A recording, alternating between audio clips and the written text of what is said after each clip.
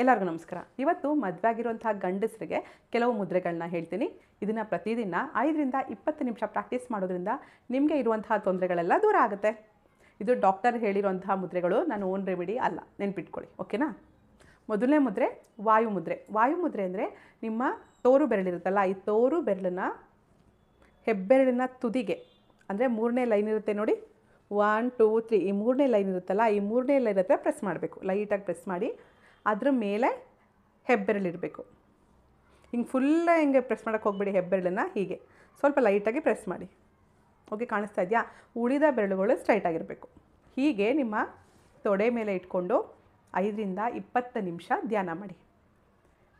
ಈ ಮುದ್ರೆಗಳನ್ನ ಬೆಳಗ್ಗೆ ಪ್ರಾಕ್ಟೀಸ್ ಮಾಡಿದ್ರೆ ತುಂಬ ಚೆನ್ನಾಗಿ ಕೆಲಸ ಮಾಡುತ್ತೆ. ಬೆಳಗ್ಗೆ ಆಗ್ತಾಯಿಲ್ಲ ಅಂತಂದರೆ ಯಾವ ಟೈಮಲ್ಲಾದರೂ ಪ್ರಾಕ್ಟೀಸ್ ಮಾಡ್ಬೋದು, ಆದರೆ ಊಟ ಆಗಿ 4 ಗಂಟೆ ಆಗಿರಬೇಕು. ನೀವು ಆಫೀಸಲ್ಲಿ ಫ್ರೀ ಆಗಿದ್ದಾಗಲೂ ಮಾಡ್ಬೋದು. ಚೇರ್ ಮೇಲೆ ಕೂತ್ಕೊಂಡು ಮಾಡ್ಬೋದು. ಚೇರ್ ಮೇಲೆ ಕೂತ್ಕೊಂಡಾಗ ನಿಮ್ಮ ಬೆನ್ನು ಸ್ಟ್ರೈಟ್ ಆಗಿರಬೇಕು, ನಿಮ್ಮ ಕಾಲುಗಳು ನೆಲಕ್ಕೆ ತಾಕ್ತಿರಬೇಕು. ನಾನು ಪ್ರಿಫರ್ ಮಾಡೋದು ಬೆಳಗ್ಗೆನೇ ಪ್ರಾಕ್ಟೀಸ್ ಮಾಡಿ. ಬೆಳಗ್ಗೆ ಎದ್ದ ತಕ್ಷಣ ಒಂದು ಗ್ಲಾಸ್ ನೀರು ಕುಡೀರಿ. ನಂತರ ನೆಲದ ಮೇಲೆ ಚಾಪೆ ಅಥವಾ ಮ್ಯಾಟ್ ಹಾಕ್ಕೊಂಡು ಕೂತ್ಕೊಂಡು ಪದ್ಮಾಸನ, ಸುಖಾಸನ, ವಜ್ರಾಸನ, ಯಾವ ಆಸನದಲ್ಲಾರ ಕೂತ್ಕೊಂಡು ಪ್ರಾಕ್ಟೀಸ್ ಮಾಡಿ. ನೆಕ್ಸ್ಟ್ 2ನೇ ಮುದ್ರೆ ವರುಣ ಮುದ್ರೆ. ವರುಣ ಮುದ್ರೆಗೆ ಕಿರುಬೆರಳು, ಹೆಬ್ಬೆರಳು, ತುದಿಗಳು ಟಚ್ ಆಗಬೇಕು. ಕಿರುಬೆರಳು, ಹೆಬ್ಬೆರಳಿನ ತುದಿಗಳು ಟಚ್ ಆಗಬೇಕು, ಉಳಿದ ಬೆರಳುಗಳು ಸ್ಟ್ರೈಟಾಗಿರಬೇಕು. ಇದು ವರುಣ ಮುದ್ರೆ. ಹೀಗೆ ನಿಮ್ಮ ತೊಡೆ ಮೇಲೆ ಇಟ್ಕೊಂಡು 5 ರಿಂದ 20 ನಿಮಿಷ ಪ್ರಾಕ್ಟೀಸ್ ಮಾಡಬೇಕು. ಈ ಮುದ್ರೆಗಳನ್ನ ಮಾಡೋದ್ರಿಂದ ಏನೇನು ಉಪಯೋಗ ಆಗುತ್ತೆ ಅಂತ ನಾನು ಸ್ಕ್ರೀನ್ ಮೇಲೆ ಹಾಕ್ತೀನಿ, ಒಂದ್ಸಲ ಚೆಕ್ ಮಾಡ್ಕೊಳ್ಳಿ. ಓಕೆನಾ?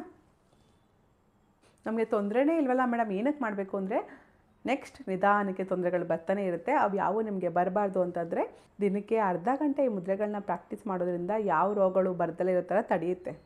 ನೆಕ್ಸ್ಟ್ 3ನೇ ಮುದ್ರೆ ಆದಿ ಮುದ್ರೆ. ಆದಿ ಮುದ್ರೆಗೆ ಹೆಬ್ಬೆರಳನ್ನ ಈ ಥರ ಮಡ್ಚ್ಕೊಂಡು ಅದ್ರ ಮೇಲೆ ಮುಷ್ಟಿ ಅಲ್ಲ, ಮುಷ್ಟಿ ಅಂದರೆ ಮೇಲೆ ಬಂದುಬಿಡುತ್ತೆ, ಮುಷ್ಟಿ ಮುದ್ರೆ. ಇದು ಒಳಗಡೆ ಇರಬೇಕು. ಅದ್ರ ಮೇಲೆ ಎಲ್ಲ ಬೆರಳುಗಳನ್ನ ಪ್ರೆಸ್ ಮಾಡಬೇಕು. ಇದು ಆದಿ ಮುದ್ರೆ.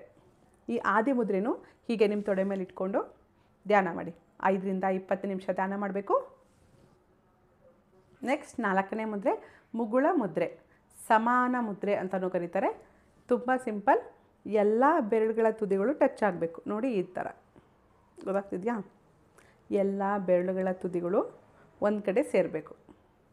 ಇದನ್ನು ಈ ರೀತಿ ನಿಮ್ಮ ತೊಡೆಗಳ ಮೇಲೆ ಇಟ್ಕೊಂಡು 5 ರಿಂದ 20 ನಿಮಿಷ ಧ್ಯಾನ ಮಾಡಬೇಕು.